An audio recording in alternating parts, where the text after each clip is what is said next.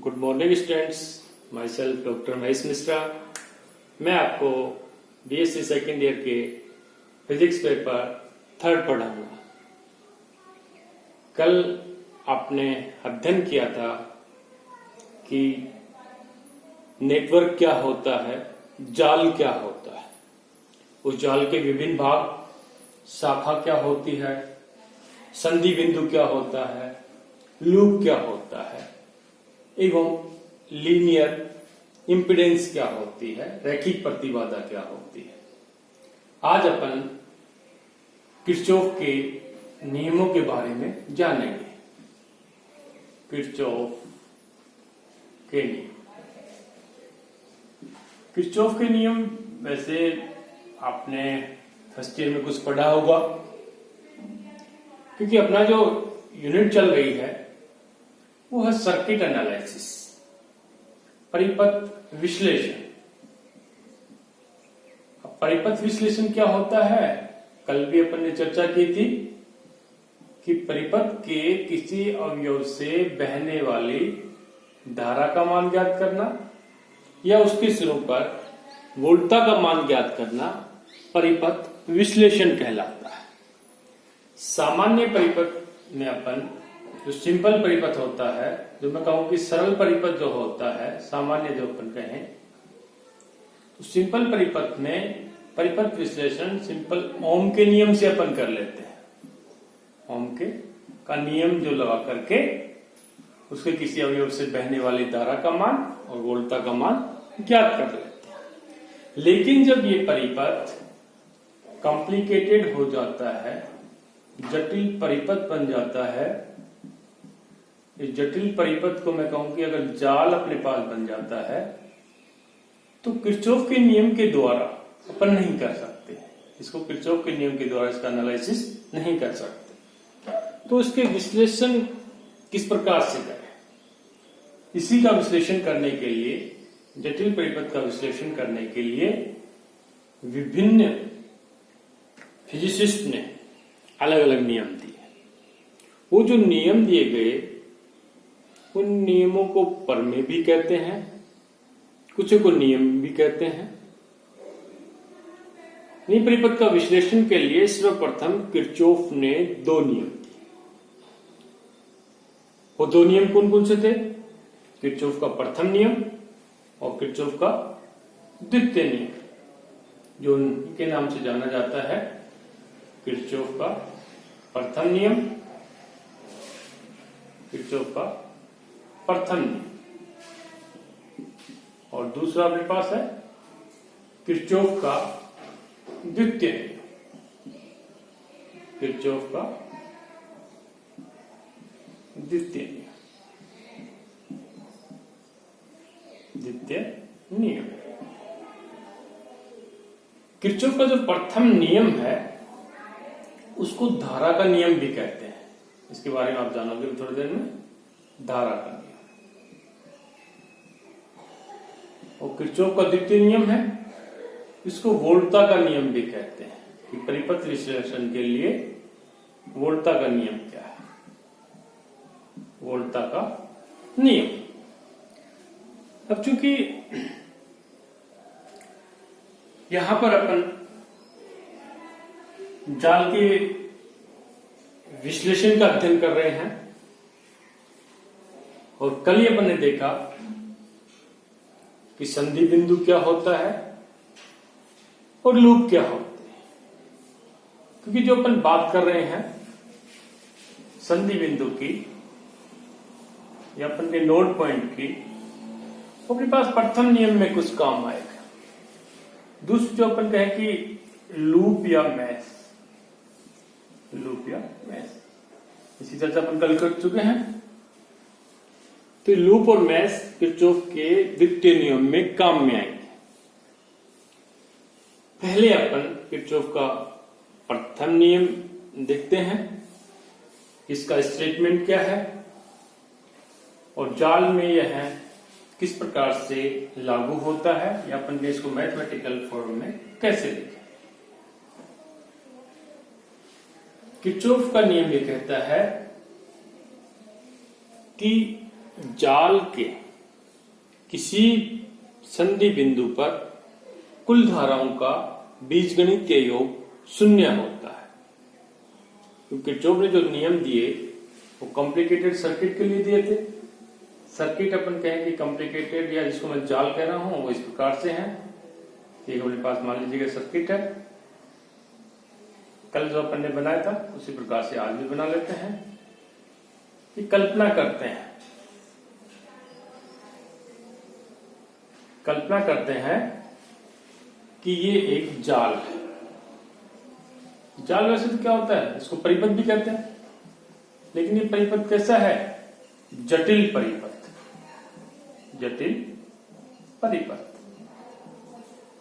ये अपने पास बैटरी है, ये अवयव लगे हुए हैं, अपन ने कल इसको Z1 माना है, Z2 है, ये Z3 है, इसी प्रकार से माना है Z4 और ये अपने पास क्या है, Z।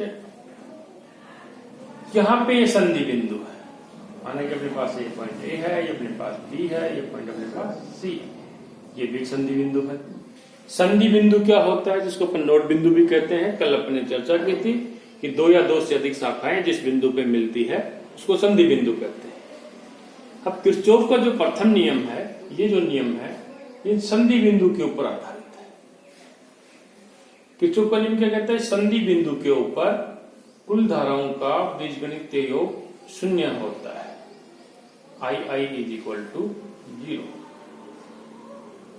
Algebraic sum of all current which meets at node points is equal to 0। तो अपन पॉइंट बी की बात करें, पॉइंट सी की बात करें। बी यहां पे क्या है, एक नोड बिंदु है, तो यहां पे अपन अप्लाई करें कि यहां पे आने वाली करंट, माना कि ये अपने पास करंट I1 यहां पे आ रही है, ये I2 अपने पास निकल गई बाहर और ये अपने पास I3 निकल गई। एक वर्ड आता है बीजगणितीय योग शून्य होता है। दोनों नियम में काम में आएगा बीजगणितीय योग। तो बीजगणितीय योग जिसको अलजेब्रिक सम अपन बोलते हैं, अलजेब्रिक सम, उसका मतलब प्लस और माइनस दोनों से संबंधित है कि अलजेब्रिक सम 0 होगा। अलजेब्रा का नियम उसमें लगता है। तो ये बिंदु बी है जिसको अपन कहें कि संधि बिंदु है, इस बिंदु के लिए कुल धाराएं अपने पास, आपको मालूम कि I1 अपने पास आ रही है इस बिंदु के ऊपर, I2 बाहर निकल रही है, I3 बाहर निकल रही है, यानी कि बिंदु अपने पास B ये है।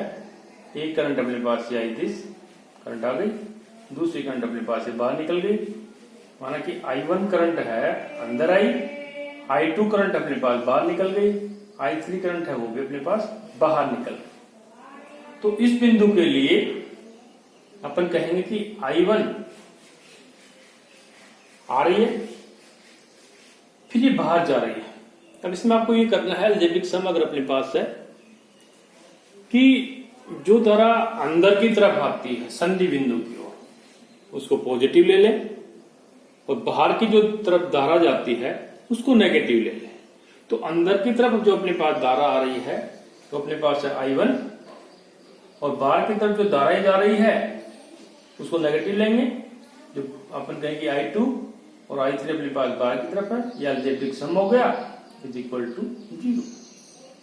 यानी कि संधि बिंदु की ओर आने वाली धारा और संधि बिंदु से बाहर की ओर जाने वाली धाराएं बराबर होती है। दूसरे शब्दों में अपन ये कह सकते हैं कि I1 is equal to I2 plus I3, क्योंकि I1 यहां पता है कि I1 के दो कंपोनेंट I2 और I3, वैसे भी सही है। इसका मतलब ये जो धारा है अंदर की तरफ आ रही है, ये अपने पास बाहर की तरफ जा रही है। इन टोटल अलजेब्रिक सम अपने पास क्या हो गया, धाराओं का बीजगणितीय योग शून्य होता है। ये किरचॉफ का प्रथम नियम है। इसका स्टेटमेंट जब आप लिखोगे तो इस प्रकार से लिख सकते हैं कि परिपथ कह दो, परिपथ का मतलब वहां पे जटिल परिपथ होगा, या जाल कह देते हैं कि जाल के किसी संधि बिंदु पर धाराओं का कुल बीजगणितीय योग शून्य होता है। अब बीजगणितीय योग का मतलब अपने पास ये है। अब आपको एक चीज समझ में आनी चाहिए कि इस नियम में कौन से नियम का संरक्षण होता है, या कौन सी क्वांटिटी इसमें संरक्षित रहती है, कंजर्व रहती है। संरक्षण की बात कर रहे हैं, किसका यहाँ पे संरक्षण होता है। तो अपन देख रहे हैं कि यहाँ पे संधि बिंदु पर आने वाली धारा और संधि बिंदु से बाहर की ओर जाने वाली धाराओं का मान समान है।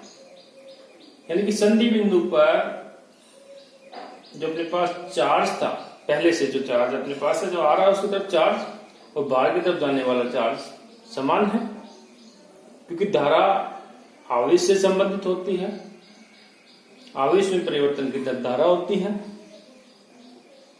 तो यहां पर बात कर रहे हैं कि I1 is equal to I2 plus I3, यानी कि पहले आवेश और बाद में अपने पास जो आवेश है वो समान रहता है। तो यहाँ पे आवेश संरक्षण का नियम लागू होता है, या अपन कहेंगे आवेश संरक्षित रहता है इसमें। ओके, अब अपन लेते हैं किरचॉफ का द्वितीय नियम। किरचॉफ का द्वितीय नियम भी आप पढ़ चुके हैं, 12वीं क्लास में पढ़ा होगा। किरचॉफ का द्वितीय,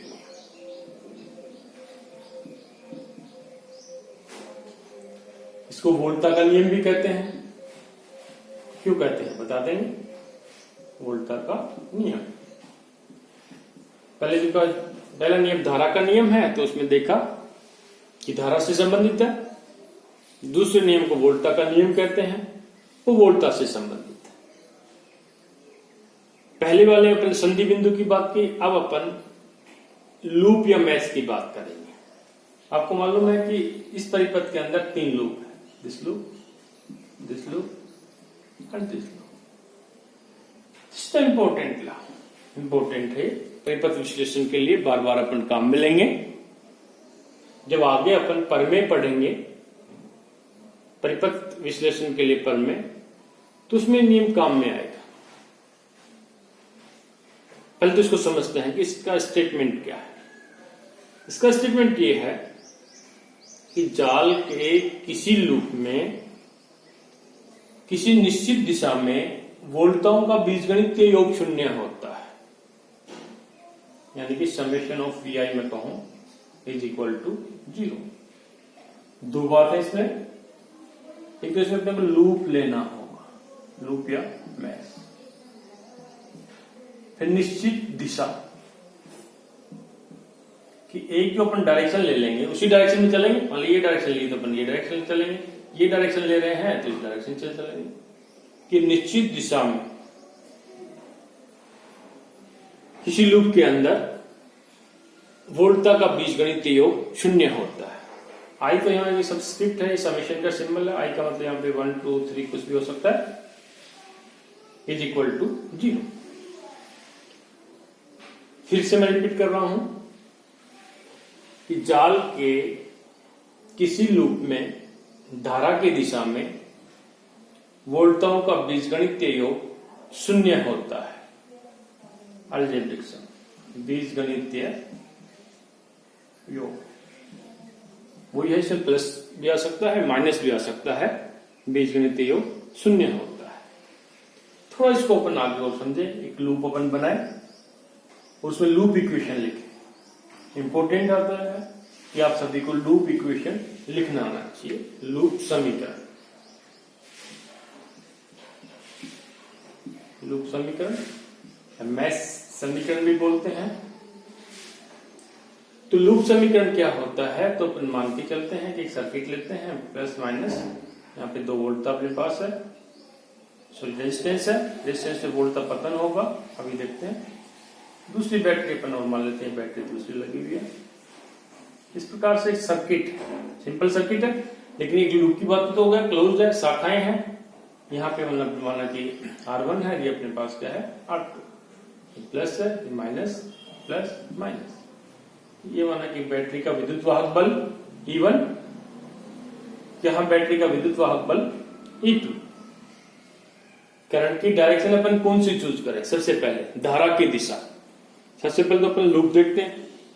एक लूप है, लूप क्या होता है आपको मालूम है कि शाखाओं से घिरे बंद पथ।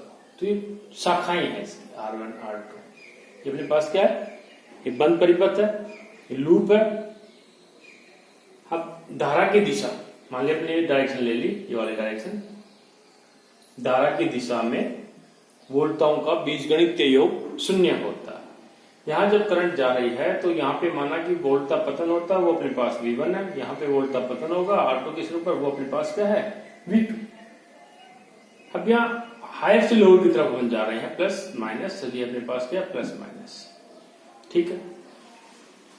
अब अलजेब्रिक सम अपन जब लेंगे, जब वोल्ट का पतन अपने पास प्लस से माइनस है तो वहां पे पॉजिटिव साइन लेंगे, लेकिन जहां माइनस से प्लस है वहां अपन नेगेटिव साइन लेंगे। तो यहां पे आप देखिएगा इसका लूप समीकरण यहां से चल रहे हैं, प्लस है पहले, हायर वोल्टेज है तो V1 प्लस का चिन्ह आ गया। यहाँ दूसरा अपन देखा V2 प्लस का सिंबल है, प्लस V2।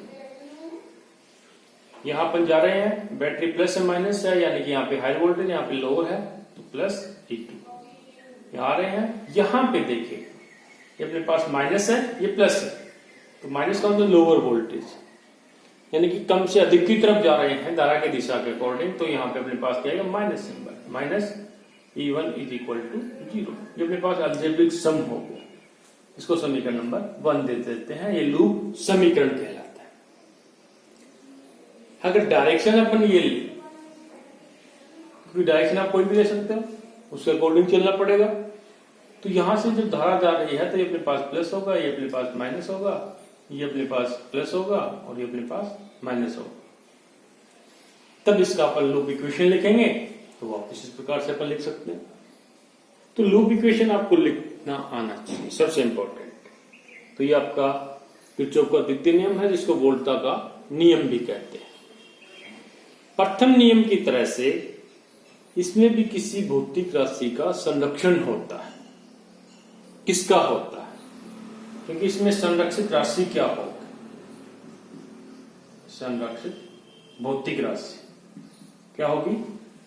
वोल्टा से संबंधित है, वोल्टा कंजर्व रहती है सर्किट में। यानी कि ये बैटरी है, एक बैटरी ये है, एक बैटरी ये है, दो बैटरी है। इन दोनों बैटरियों से जितनी ऊर्जा निकलती है, जिसको अपन समझे, उतनी ऊर्जा यहाँ पे कंजर्व रहती है। ऊर्जा अपन कहें कि ये विद्युत वाहक बल है, E1 और E2। विद्युत वाहक बल एक एनर्जी की फॉर्म है। जब इतना विद्युत वाहक बल इससे निकलता है या इससे निकलता है तो वो कहां पे जाता है? V1 और V2 के सिरों पर विभव पतन हुआ। यानी कि ये ऊर्जा और ये ऊर्जा अपने पास जो है, वो दोनों ऊर्जा कहां पे होगी संरक्षित? यहां पे होगी। तो इसको अगर अपन कहें, इसको इस प्रकार से V1 plus V2 is equal to E1 minus E2। दोनों बैटरियों से जो ऊर्जा निकली वो इसके बराबर है विभव पतन के। तो यहाँ पे किसका संरक्षण होता है कि यहाँ पे ऊर्जा संरक्षित रहती है। तो संरक्षित राशि यहाँ पे क्या होगी? ऊर्जा। किरचॉफ के द्वितीय नियम में ऊर्जा संरक्षित रहती है और प्रथम नियम में आवेश संरक्षित रहता है। ये दोनों नियम है, इंपॉर्टेंट है। इनकी सहायता से, ये तो नियम हो गए, अब परिपथ का विश्लेषण कैसे करेंगे, इसमें कैसे अप्लाई करेंगे, उसकी एप्लीकेशन कैसे करेंगे, तो वो अपन कल पढ़ेंगे। जो प्रथम नियम पर आधारित जो विश्लेषण होगा उसको संधि विश्लेषण विधि कहेंगे। किरचॉफ के द्वितीय नियम पर आधारित जो विश्लेषण होगा उसको लूप विश्लेषण विधि कहेंगे, जिसका अध्ययन कल करेंगे। Thank you.